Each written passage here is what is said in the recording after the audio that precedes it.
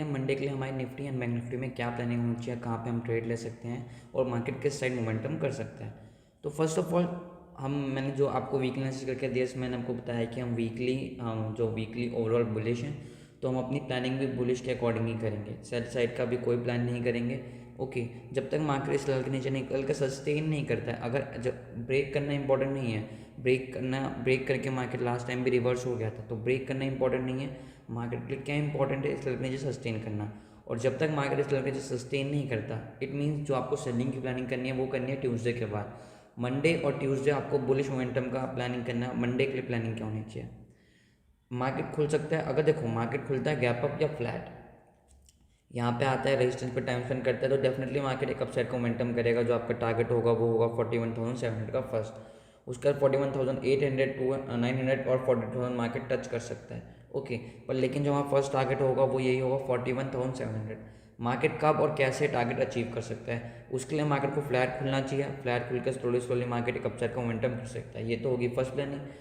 खुलता है gap up, okay, अगर मार्केट गैप अप खुलता है इस लेवल का अराउंड 41,400 के, तो इस टाइप से मार्केट टाइम स्पेंड करके एक ब्रेकआउट दे सकता है। ये हो गया प्लानिंग गैप अप का। अगर मार्केट खुल जाता है बहुत बड़ा गैप अप, ओके, इस लेवल के ऊपर, तो कहीं ना कहीं मार्केट फिर आपको वेट करना पड़ेगा मार्केट, क्योंकि यहाँ पे क्या है, इस लेवल के ऊपर जब भी मैंने को बताया मार्केट रन अवे गैप करता है, कोई ये इंपॉर्टेंट रेजिस्टेंस है, resistance resistance support resistance resistance, तो ये जब भी एक रन अवे गैप होता है, मार्केट एक बार उस गैप से वापस नीचे आए फिर ऊपर जाए, तो आपको इस टाइप का ट्रेड के प्लान करना पड़ेगा। अगर इस लेवल के ऊपर गैप अप खुलता है, ओके, ध्यान सुन लो, इस लेवल के ऊपर गैप खुलता है तो आपको सेकंड हाफ में ट्रेड करना है। फर्स्ट हाफ में ट्रेड किया तभी है जब इस लेवल के आसपास खुले और यूं गए। तो ये सब सारे सिनेरियो याद कर लो, नोट डाउन कर लो कि कैसे कैसे सिनेरियो होता है, तो कैसे कैसे ट्रेड लेना है। ओके, लेकिन अगर मार्केट खुलता है गैप डाउन, तो फिर मैं सेलिंग में इंटरेस्टेड नहीं हूँ। मैं उसको वेट करूँगा, यहाँ पर प्राइस को देखूँगा कैसे बिहेव कर रहा है, और फिर जो भी मैं अपनी प्लानिंग करूँगा सेकेंड हाफ के बाद ही करूँगा।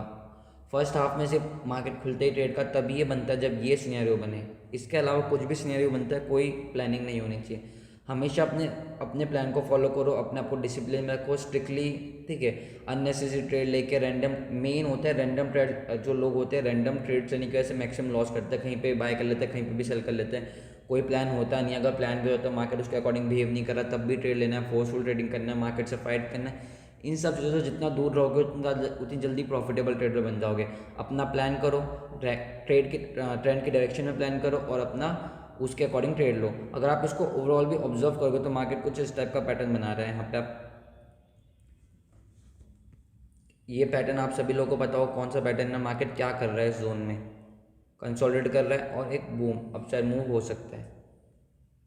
तो इन सब चीज़ों को ध्यान रखना है, कैसे ट्रेड लेना है, जो प्लान करे उसके अकॉर्डिंग मार्केट बिहेव करेगा ट्रेड लेना है, नहीं तो नहीं ट्रेड लेना। अननेसेसरी ट्रेड करके लॉसेस नहीं करने।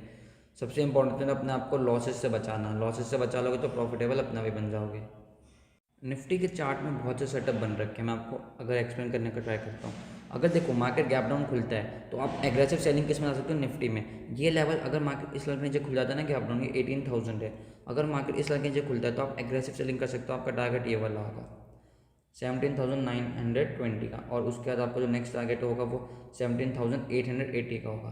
तो ये आप एग्रेसिव सेलिंग निफ्टी में करना है। इसका चार्ट बहुत अच्छा सेटअप बन रखा है सेलिंग के लिए। अगर इसके नीचे खुलता है ये टारगेट आराम से आपको मिल जाएगा। अगर लेकिन फ्लैट खुलता है तो ये एक बाइंग साइड जा सकते हो। इस लेवल के ऊपर खुलता है तो आपको वेट करना पड़ेगा, जैसे मैंने आपको बताया, फिर आप सेकेंड हाफ में प्लान करना। गैप अप खुल के यहाँ पे रेजिस्टेंस स्पेंड करेगा तो बुलिश, गैप डाउन खुलता है इस लेवल के नीचे, रेजिस्टेंस जो है जहाँ सपोर्ट रहता है इसके नीचे खुलता है तो सेल। सिंपल, बहुत सिंपल मार्केट है मंडे के लिए, तो आपको बहुत से टारगेट्स मिल सकते हैं। और नियरेस्ट रेजिस्टेंस देख लेते हैं एक बार इसके, और कहाँ पे आएगा।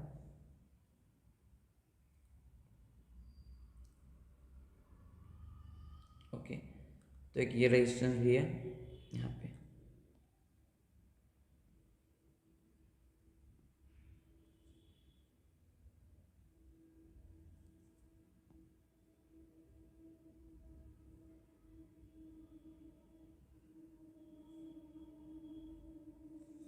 ओके, तो ये हमारे दो लेवल्स हो गए। इन लेवल्स को मार्केट मंडे को बहुत अच्छे से हेल्प करेंगे आपको ये लेवल्स। ओके, तो एक बार इसको जरूरत नहीं है, ठीक है। तो हम देखो ड्रॉ कर रखे हैं, वही ओवरलैप कर रहे हैं।